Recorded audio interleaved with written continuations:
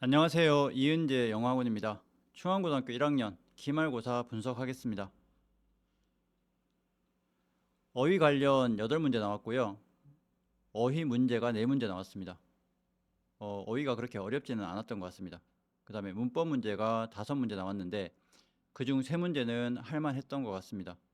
그런데 이 중하위권 학생들에게는 문법 문제 5문제 모두가 어려웠을 겁니다.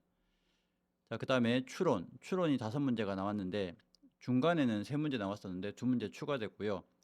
5문제 중에서 어휘 응용 문제가 3문제 나왔습니다. 5번째 내용 파악 문제 3문제, 그 다음에 문장 삽입 3문제, 문장 순서 3문제, 빈칸 추론이 1문제 나왔었는데 중간에 기말에는 3문제 나왔습니다. 이번 시험이 중간고사와 비교했을 때 그렇게 어렵지 않았는데 난이도가 비슷했던지 아마 상위권 학생들에게는 좀 더 쉽게 다가왔을 것 같은데 이제 문제는 어디가 문제였냐면 중하위권 학생들은 좀 문제가 됐었을 것 같습니다.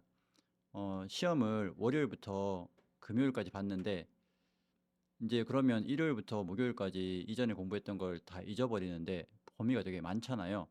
범위가 많은 상황에서 이제 중하위권 학생들 같은 경우는 내용이 정리가 좀 덜 돼 있는데 목요일 하루 만에 시험 바로 전날 하루 만에 이제 모든 걸 이제 정리를 해야 되는데 그 부분에서 아마 문제가 많이 생겼을 것 같고 그래서 중하위권 학생들은 오히려 점수가 좀 떨어졌을 것 같고요. 중상위권 학생들은 점수가 조금 오르지 않았을까 싶은 생각이고 그 다음에 최상위권 학생들은 또 오히려 점수가 좀 떨어졌을 것 같습니다. 킬러 문제가 좀 있어가지고 아마 점수를 좀 최상위권 학생들 점수를 떨어뜨리려는 목적이 있지 않았을까라는 생각이 듭니다. 할 만한 문제들은 이제 주제, 그 다음에 관계없는 문장, 연결어, 그래프, 지칭 이런 것들이 좀 할 만했던 문제고요. 부담되는 문제들을 살펴보면 이제 문법 25번 문제, 그다음에 문법 1번 문제, 뭐 충함은 1번 문제가 전통적으로 좀 부담이 되는 문제가 나옵니다. 문법 25번 문제 같은 경우는 이제 밑줄을 8개를 그어 놨는데 그중에 몇 개가 틀렸는지를 찾는 건데 그중에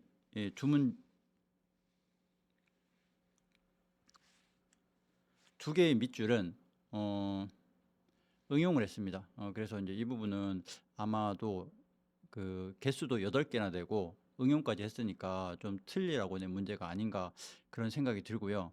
그 다음에 문법 1번 문제인데 1번 문제는 뭐 나름대로 25번과 비교했을 때는 이제 쉽기는 한데 그래도 이제 이런 문제 자체가 부담이 되는 부분이라서 두 문제 중에서 25번은 엄청나게 부담이 많이 됐던 부분이고 1번 문제 같은 경우는 뭐 해볼만 하긴 하지만 그래도 역시 부담이 되는 그런 문제였던 것 같습니다. 그리고 이제 이 두 문제를 모두 틀렸다 하더라도 점수가 95점 가까이 되는 거니까 90 한 4점 이 정도 나오니까 두 문제를 다 틀려도 1등급 받는데 큰 지장은 없었던 것 같습니다. 자, 그 다음에 주관식 2번 세 번째 있는 이 주관식 2번의 4번 리트리벌 이제 이 단어인데 이제 단어를 변형을 시켜야 되는 부분인데 리트리브라는 단어 자체가 조금 어려운데 이걸 리트리벌 이렇게 변형하는 게 좀 상당히 어려웠던 것 같습니다. 그래서 1번하고 주관식 3번 요 두 문제는 좀 문법 25번하고 주관식 2번에 4번 이 두 개는 좀 킬러 문제가 아니었나라는 생각이 좀 들고요. 그 다음에 8번에 요약문 응용인데 응용을 하긴 했지만 단어를 그렇게 어렵게 응용한 게 아니기 때문에 그 다음에 문장도 그렇게 어렵지는 않아서 이 부분은 좀 상위권, 중상위권 학생들이면 해결을 했었을 것 같습니다. 자, 그 다음에 4번 추론 문제. 이 부분이 5개나 나왔고 단어가 이제 응용이 된 게 3문제가 되기 때문에 이 문제에서 중상위권 학생들이 좀 많이 틀리지 않았을까라는 생각이 들고요. 이것을 만약에 틀렸으면 이제 점수가 좀 원하는 점수가 안 나왔을 것 같습니다. 그래서 여기 나오는 1번부터 4번 문법, 그다음에 요약문 응용, 주관식 2번에 4번, 그다음에 추론 문제, 선지 해석 이런 부분들이 좀 문제가 되지 않았을까라는 생각이 듭니다. 역시 이제 문제가 되는 이 문법인데, 이 문법 부분은 중하위권 학생들은 이제 모든 문법이 일단 고등학교에서 나오는 문법은 어렵습니다. 그리고 이제 범위가 많기 때문에 외워서 해결하기도 어려운 부분이고, 이 2등급 이상 점수를 맞기 위해서는 문법이 어느 정도는 좀 정리가 돼야지 5문제, 6문제 중에서 1문제, 2문제 정도를 맞출 수 있어야, 그래야 이제 2등급 이상을 받을 수 있을 것 같고, 1등급을 받으려면 2문제에서 3문제, 4문제 이 정도 맞춰야 되는 부분이거든요. 그래서 충암에서 좋은 점수를 받으려면 반드시 해결해야 되는 부분이 문법인 것 같습니다. 두 번째는 어휘인데, 어휘가 사실은 중간 때보다는 많이 응용되지는 않았습니다. 그런데 이제 학기가 지나갈수록, 그 다음에 이제 학년이 올라갈수록 이 어휘 부분은 계속 강조가 될 거고, 응용도 더 많이 될 거니까 꾸준히 준비를 해야 될 것 같습니다. 그리고 이제 이 어휘 능력을 바탕으로 선지 해석을 해야 되는데, 이게 어휘 능력하고 선지 해석 능력하고 뭐랄까 비례를 하는 거니까, 어휘 능력을 키워서 선지 해석을 할 수 있어야 이제 선지 해석을 통해서 추론 문제나 내용 파악 문제를 맞출 수가 있는 부분이니까, 이 부분도 네, 계속해서 실력을 쌓아야 될 것 같습니다. 그리고 마지막으로 모의고사 지문의 정확한 내용 파악인데, 모의고사 지문을 그냥 해석만 해서는 어렵고요.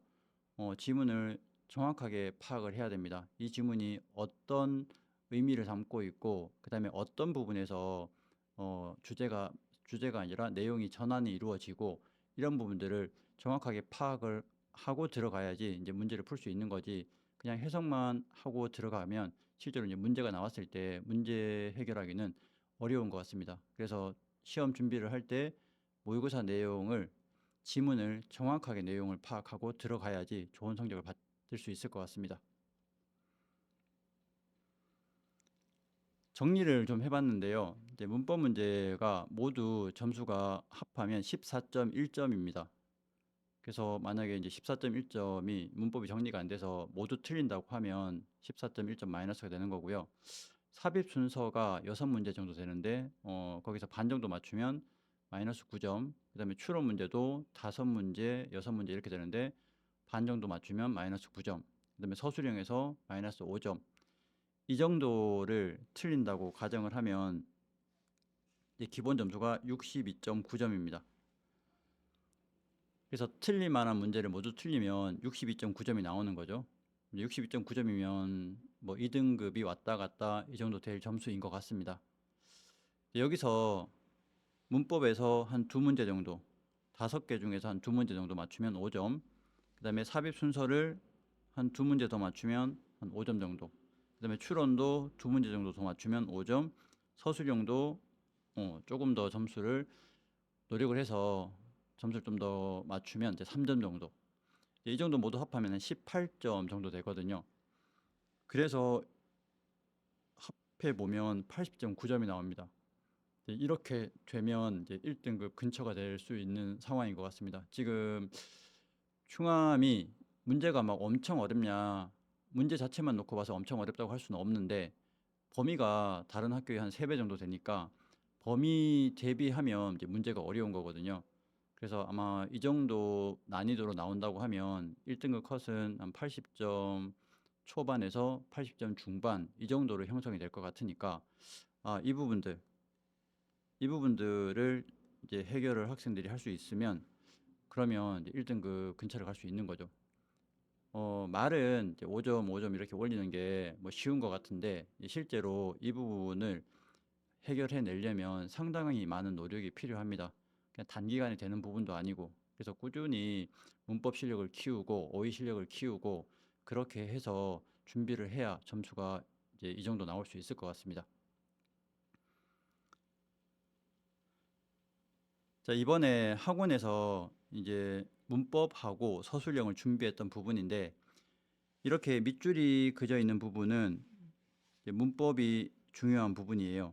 그래서 밑줄 그어서 거기는 문법을 중요하다고 체크를 한 거고, 그 다음에 이렇게 초록색으로 형광색으로 칠해 놓은 부분은 이렇게 이제 빈칸을 만들어서 이제 연습을 시켰고요. 이건 단어 채우기입니다. 이게 지금 서술형에 이 단어 채우기 부분이 계속 나오니까 이 부분을 이렇게 정리를 했는데, 물론 인터넷에도 이런 자료가 되게 많은데 어 너무 많이 칸을 비워 놨어요. 그래서 학생들이 실제로 뭐랄까 그 부분을 다 하기는 상당히 부담이 되는 부분이라 좀 개수를 최대한 줄이려고 노력을 했고, 그리고 형광색으로 하면 눈에 확 띄니까 그 부분도 좀 도움이 될 것 같아서 학원에서는 이렇게 좀 준비를 했습니다. 여기 뭐 아퍼짓이나 그다음에 트랜스밋, 요거 같은 경우는 이번에 그대로 답으로 나왔던 그런 단어들이죠. 그래서 이렇게 해서 이제 학원에서는 좀 준비를 하고 있고요. 어 방학인데 충암 같은 경우는 지금 뭐 방학이라고 좀 뭐라고 해야 될까? 내신하고 상관이 없는 게 아니고요.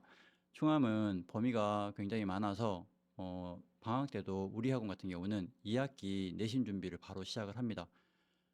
범위를 한 번 정도 공부를 하고 시험을 봐서는 잘 보기가 어려우니까 최소한 2번 정도 준비를 하고, 그리고 마지막에 정리를 하고 이렇게 시험을 보거든요. 이제 그 와중에 좀 하는 게 요약문이라든지 아니면 추론 문제 이런 문제도 계속 풀어야지 이제 학생들이 점수가 나오니까, 지금 당장에 뭐 시험 끝나서 뭐 당장에 공부를 시작하자는 건 아니지만 이제 빨리 마음을 다잡고 그다음에 여름 방학 때 어떻게 하든 자기가 지금 뭐랄까 한 단계 좀 올리고 싶은 학생들 같은 경우는 문법이면 문법, 어휘면 어휘 이런 부분들을 방학 때 좀 잘 정리를 해야 될 것 같습니다.